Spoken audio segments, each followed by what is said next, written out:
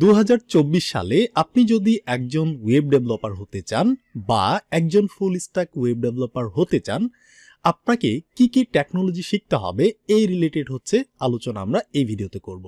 অর্থাৎ একটু road map টাইপের ভিডিও হবে এটা। সো আমরা দেখব যে স্টেপ বাই স্টেপ কি কি জিনিসপত্র শিখলে আমরা একজন ওয়েব ডেভেলপার বা হচ্ছে একজন ফুল স্ট্যাক ওয়েব ডেভেলপার হতে পারবো। ঠিক আছে, আপনি যদি ওয়েব ডেভেলপমেন্ট শিখতে চান বা আপনি যদি ফুল স্ট্যাক ওয়েব ডেভেলপার হতে চান, এই ভিডিওটা হচ্ছে আপনার জন্য। সো একজন ফুল স্ট্যাক ওয়েব ডেভেলপার হওয়ার জন্য আমাদের যে যে টেকনোলজি শিখতে হয় খুবই সিম্পল। আমি যদি 1 মিনিটে বলি যে আপনাকে 1 নম্বর স্টেপে প্রথমে যেটা শিখতে হবে সেটা হচ্ছে HTML, ঠিক আছে, এবং 2 নম্বর স্টেপে আপনাকে যেটা শিখতে হবে সেটা হচ্ছে CSS, 3 নম্বর স্টেপে যেটা শিখতে হবে সেটা হচ্ছে জাভাস্ক্রিপ্ট, অর্থাৎ শর্টভাবে যদি আমি বলি JS, এবং 4 নম্বর স্টেপে যেটা শিখতে হবে সেটা হচ্ছে কোনো একটা প্রোগ্রামিং ল্যাঙ্গুয়েজ, সেখানে হতে পারে জাভাস্ক্রিপ্টও কিন্তু বর্তমান সময়ে একটা প্রোগ্রামিং ল্যাঙ্গুয়েজ, এবং 5 নম্বর স্টেপে যেটা আপনাকে শিখতে হবে সেটা হচ্ছে একটা ডেটাবেস। ব্যাস, আপনার হয়ে গেল একটা সিম্পল রোড ম্যাপ। এই রোড ম্যাপ কিন্তু আসলে দীর্ঘ সময় থেকে চলে আসতেছে, এটা কিন্তু চেঞ্জ হয় না। তবে এখানে আমাদের আরো একটু ভেরিয়েশন আছে।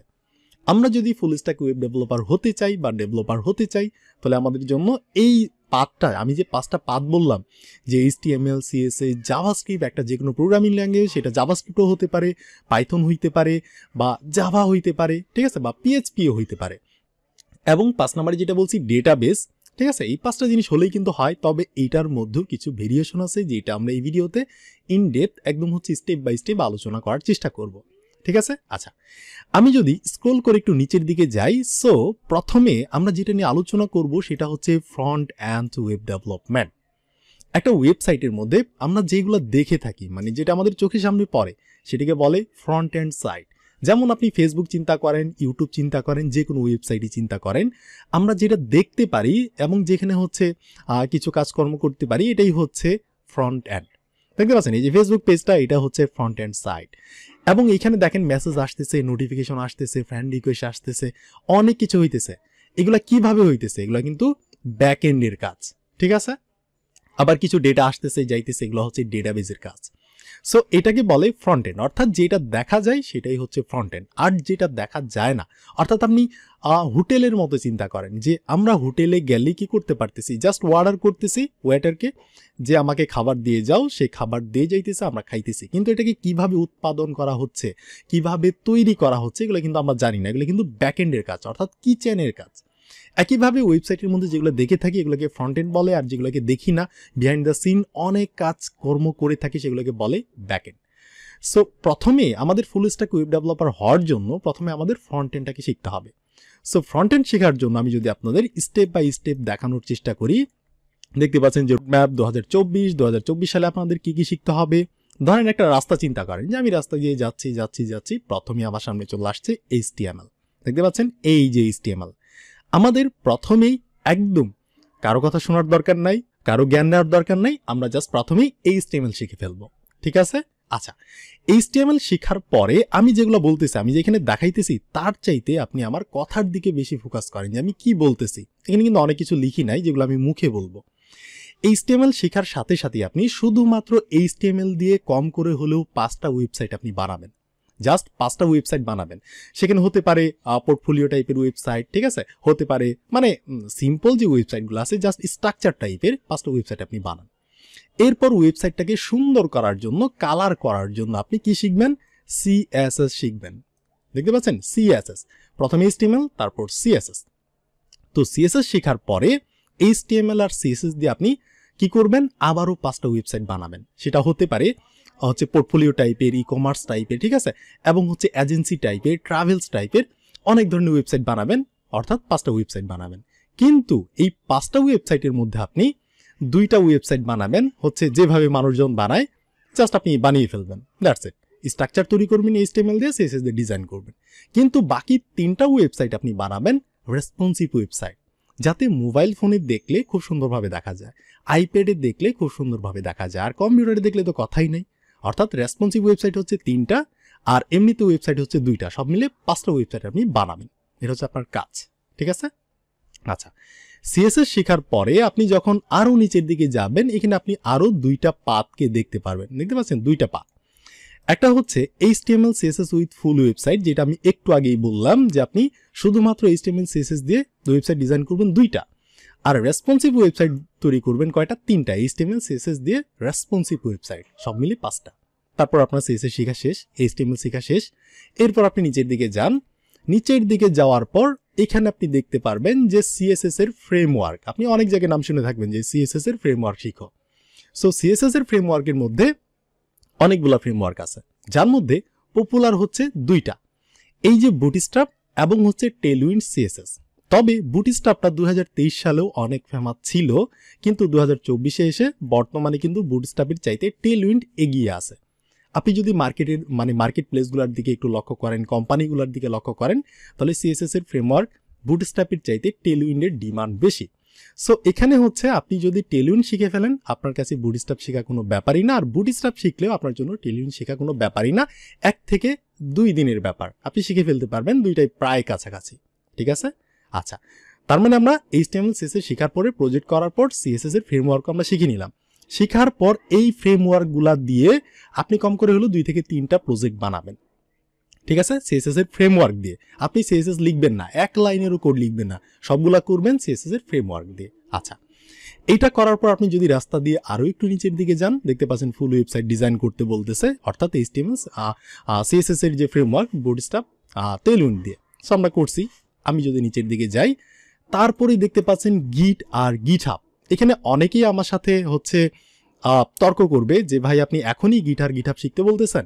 হ্যাঁ, আপনি এখনই গিট আর গিটহাব শিখবেন, ব্যাস, কোনো কথা নাই। শেখার পর আপনি যে উপরে যে প্রজেক্টগুলো বানাইছেন HTML দিয়ে, HTML CSS দিয়ে রেসপন্সিভ ওয়েবসাইট, তারপর হচ্ছে CSS এর ফ্রেমওয়ার্ক দিয়ে ওয়েবসাইটগুলো বানাইছেন, এই সবগুলোকে আপনি গিটহাবে রাখার চেষ্টা করেন, দেখেন যে পারেন কিনা। ঠিক আছে? সো গিট আর গিটহাব শিখবেন। এইটা শেখার পর যদি আপনি রাস্তা দিয়ে আরো নিচের দিকে যান, দেখতে পাচ্ছেন যে জাভাস্ক্রিপ্ট, এটাকে শর্টভাবে JSও বলে। আপনার কাজ হইতেছে জাভাস্ক্রিপ্ট শিখা। ঠিক আছে? জাভাস্ক্রিপ্টকে খুব ভালোভাবে শিখতে হবে। সো জাভাস্ক্রিপ্টের পিছে কিছুদিন সময় দেওয়ার পর তারপর চলে আসবেন জাভাস্ক্রিপ্টের একটা ভার্সনের নাম হচ্ছে ES6।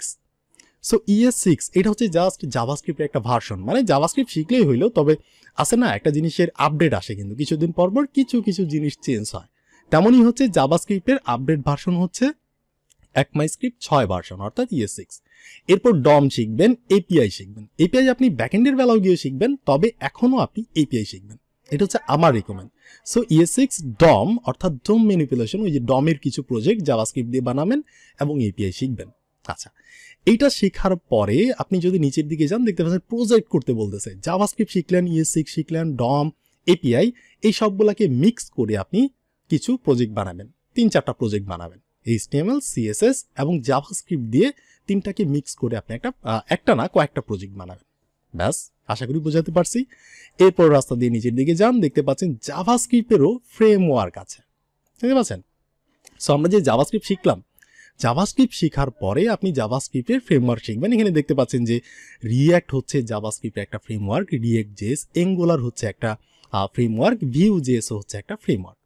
তো এখান থেকে আপনি যে কোনো একটা ফ্রেমওয়ার্ক শিখতে পারেন, আপনার যেটা পছন্দ। তবে আপনি যেহেতু বিগিনার, আমার রেকমেন্ড হবে আপনি React.js শিখেন। ঠিক আছে? এখান থেকে এই যে React.jsটা শিখেন। সো আমার রেকমেন্ড হচ্ছে এটা। আপনি চাইলে Angularও শিখতে পারেন, তবে Angular Vue এর চাইতে সহজ হচ্ছে React.js শেখা। এবং আপনি যদি মার্কেট ডিমান্ডের দিকে তাকান এবং কোম্পানিগুলোর দিকে তাকান, মানে জবের দিকে, তাহলে রিয়েক্টের সবসময় জব বেশি, রিয়েক্টের ডিমান্ডটা বেশি। তবে এমন না যে আপনাকে সব কোম্পানি রিয়েক্ট দিয়ে করতে বলবে, সব ক্লায়েন্ট রিয়েক্ট দিয়ে করতে বলবে, Angular দিয়েও করতে বলতে পারে, ভিউ দিয়েও করতে বলতে পারে। ঠিক আছে? তবে রিয়েক্ট হচ্ছে আমার রিকমেন্ডেশন। ব্যাস, হয়ে গেল। এই কয়টা জিনিস শিখলেই আপনার ফ্রন্ট এন্ড ডেভেলপার আপনি হয়ে গেলেন। That's it. ঠিক আছে? আমি প্রথমেই বলছিলাম যে ফুল স্ট্যাক ডেভেলপার হওয়ার জন্য HTML, CSS, জাভাস্ক্রিপ্ট, যে কোনো প্রোগ্রামিং ল্যাঙ্গুয়েজ, ডেটাবেস, 5টা জিনিস শিখলেই শেষ। কিন্তু দেখেন, আমরা যদি একটু পার্ট করি, ইন ডেপথে যাওয়ার চেষ্টা করি, তাহলে ফ্রন্ট এন্ডের মধ্যে কিন্তু এই যে এত কিছু আছে। সো আপনি যদি এই জিনিসগুলোকে একবার শিখে নেন, নোট নিয়ে বসেন, নোট করেন, শিখে নেন, তাহলে কিন্তু আপনি একজন ফ্রন্ট এন্ড ডেভেলপার হয়ে যাবেন। এবার আসি, আমার তো ভাই ফুল স্ট্যাক ওয়েব ডেভেলপার হওয়ার খুবই শখ, এটা জাস্ট ফ্রন্ট এন্ড। আমার এখন ব্যাক এন্ডও শিখতে হবে। সো ব্যাকএন্ড শেখার জন্য আমরা যদি নিচের দিকে যাই তাহলে কিন্তু হচ্ছে আমরা আরও কিছু রোড ম্যাপ এখানে রাখছি, দেখতে পাচ্ছেন ব্যাকএন্ড ডেভেলপার, মানে ফ্রন্ট এন্ড শেখার পর ব্যাকএন্ড শিখতে হবে, এই দুইটা শিখলেই কিন্তু আমরা ফুল স্ট্যাক ওয়েব ডেভেলপার। আচ্ছা, ব্যাকএন্ড শেখার জন্য আমাদের রোড ম্যাপটা হচ্ছে 2024 সালে সো যে কোনো একটা প্রোগ্রামিং ল্যাঙ্গুয়েজ শিখতে হবে। সো প্রোগ্রামিং ল্যাঙ্গুয়েজগুলোর মধ্যে হচ্ছে অনেকগুলো প্রোগ্রামিং ল্যাঙ্গুয়েজ আছে, যেমন আমি যদি নিচের দিকে যাই দেখতে পাচ্ছেন পাইথন একটা প্রোগ্রামিং ল্যাঙ্গুয়েজ, জাভাস্ক্রিপ্টও কিন্তু বর্তমানে নোড.জেএস আসার পরে প্রোগ্রামিং ল্যাঙ্গুয়েজের সাথেই কিন্তু হচ্ছে কম্পেয়ার করা হয়, ঠিক আছে। তো বর্তমান সব আপনি ধরে নেন যে জাভাস্ক্রিপ্টও হচ্ছে একটা প্রোগ্রামিং ল্যাঙ্গুয়েজ, এরপর হচ্ছে জাভা। সো ব্যাকএন্ড শেখার জন্য আমাদের কি করতে হবে, যে কোনো একটা প্রোগ্রামিং ল্যাঙ্গুয়েজ শিখতে হবে ইনডেপথ, ওকে। এবং এখান থেকে আপনি যে কোনো প্রোগ্রামিং ল্যাঙ্গুয়েজ শিখতে পারেন, আপনি চাইলে পাইথন শিখতে পারেন, আপনি চাইলে জাভাস্ক্রিপ্ট শিখতে পারেন, আবার আপনি চাইলে জাভা শিখতে পারেন, আবার আপনি চাইলে পিএইচপিও শিখতে পারেন, ঠিক আছে। আচ্ছা, আপনি যদি পাইথন শিখেন তাহলে আপনার জন্য কি করতে হবে, একটা ফ্রেমওয়ার্ক শিখতে হবে, সেটা হতে পারে ডিজাঙ্গো, ওকে। আর আপনি যদি জাভাস্ক্রিপ্ট শিখেন, জাভাস্ক্রিপ্ট তো আপনি ফ্রন্ট এন্ডের বেলায় শিখে আসছেন, তার মানে আপনার জন্য সুবিধা হবে।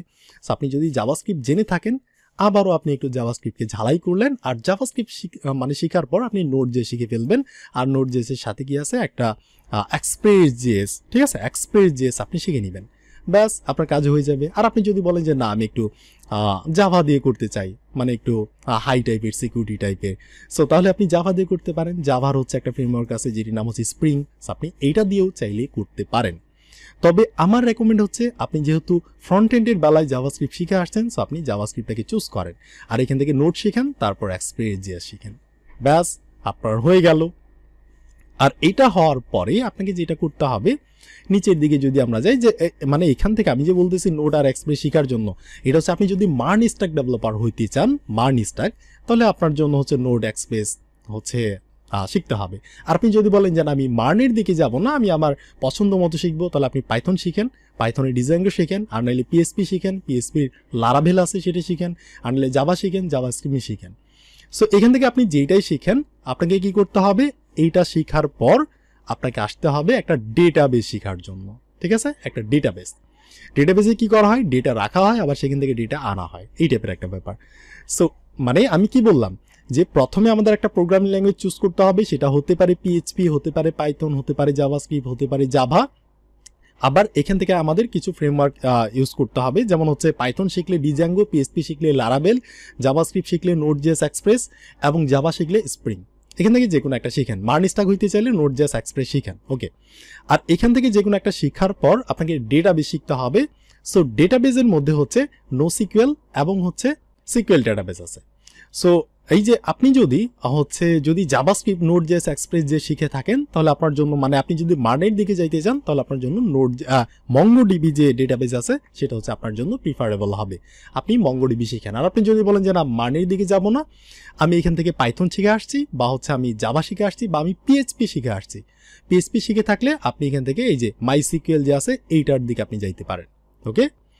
আবার আপনি যদি জাভা শিখে থাকেন, আপনি এই যে VaultDB-র দিকেও যাইতে পারেন, সো এখান থেকে যে কোনো একটার মধ্যে গেলেই হলো।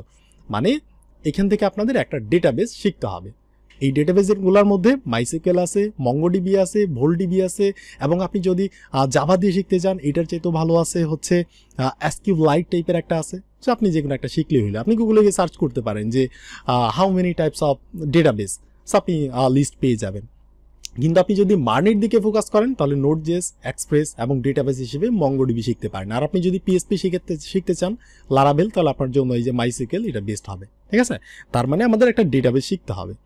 তো ডেটাবেস শেখার পর আমাদের কি করতে হবে, এই সবগুলাকে মিলে কিছু প্রজেক্টকে বিল্ড করতে হবে, ঠিক আছে। লাইক হচ্ছে 3-4টা প্রজেক্ট আপনাকে বানাইতে হবে, তাহলেই কিন্তু হচ্ছে আপনার ব্যাকএন্ড শেখা শেষ হয়ে যাবে।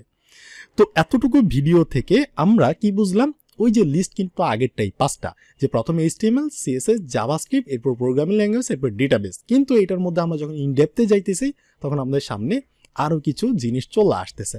যেমন ফ্রন্ট এন্ডের বেলায় আমি যদি আরেকবার রিপিট করি, HTML শিখতে হবে, তারপর CSS শিখতে হবে, প্রজেক্ট বানাইতে হবে, নর্মাল প্রজেক্ট, রেসপন্সিভ প্রজেক্ট। তারপর আমাদের যাইতে হবে CSS এর ফ্রেমওয়ার্ক শেখার জন্য। অর্থাৎ CSS এর ফ্রেমওয়ার্ক আমরা কেন শিখবো, কারণ এগুলো আমাদের কাজকে অনেক ইজি করে দেয়, অনেক বিল্ডিং কিছু জিনিস থাকে আমাদের ধরে ধরে তৈরি করতে হয় না, আমরা পেয়ে যাই, অনেক কাজকে আমরা ইজিতে করতে পারি। এই জন্য হয় বুটস্ট্র্যাপ নাহলে টেলউইন্ড, কিন্তু 2024 সালে আপনি টেলউইন্ডের দিকে বেশি ফোকাস করেন, ওকে, আর এখান থেকে একটা শিখলে যে আরেকটা শেখা কোনো ব্যাপারই না। এরপর হইতেছে আপনি ওয়েবসাইট আবারও তৈরি করেন সিএসএস ফ্রেমওয়ার্ক দিয়ে, করার পর আপনি গিট আর গিটহাব শিখেন, গিটহাবে রাখার চেষ্টা করেন প্রজেক্টগুলোকে, ঠিক আছে, এটা শিখেন। এরপর আপনাকে জাভাস্ক্রিপ্ট শিখতে হবে। এই জাভাস্ক্রিপ্ট শিখার পর আপনাকে ES6 যে ভার্সন এটা শিখতে হবে, ডম শিখতে হবে, এপিআই শিখতে হবে। That's it. এগুলো শেখার পর আপনি প্রজেক্ট তৈরি করেন, ঠিক আছে। প্রজেক্ট তৈরি করার পর আবার আপনি কি করেন, জাভাস্ক্রিপ্টের যে ফ্রেমওয়ার্ক আছে সেদিকে আপনি যান। আপনি যে কোনো একটা শিখতে পারেন, তবে রিয়েক্ট হচ্ছে আমার রেকমেন্ড। এটা শিখলেই কিন্তু আপনার ফ্রন্ট এন্ডের পার্ট শেষ। এরপর হচ্ছে আপনি যে কোনো একটা প্রোগ্রামিং ল্যাঙ্গুয়েজ শিখেন ব্যাকএন্ডের জন্য, যে কোনো একটা প্রোগ্রামিং ল্যাঙ্গুয়েজ, সেটা হতে পারে পিএইচপি, পাইথন, জাভাস্ক্রিপ্ট, জাভা।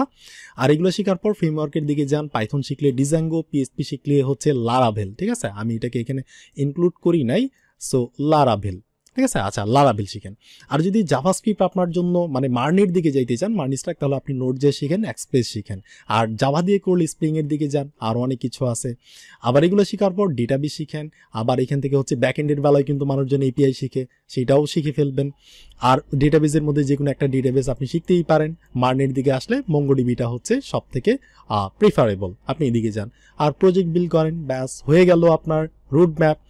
এবং এই জিনিসগুলোর মধ্যেই কিন্তু সীমাবদ্ধ না একজন ফুল স্ট্যাক ডেভেলপারের, আরও অনেক কাজ আছে।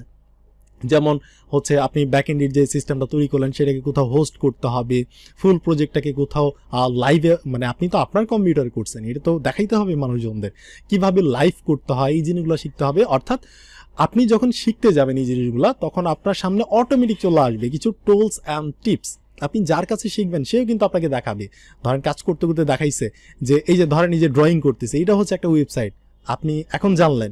তো এরকম হচ্ছে আরও অনেক টুলস এবং টিপস আছে। তারপর হচ্ছে ওয়েবসাইটকে কীভাবে সিকিউর করতে হয়, ঠিক আছে, কীভাবে হচ্ছে রেসপন্সিবিলিটিটাকে ঠিক করতে হয়, তো আরও অনেক কেস আছে যেগুলো আপনি শিখতে শিখতে পেরে যাবেন।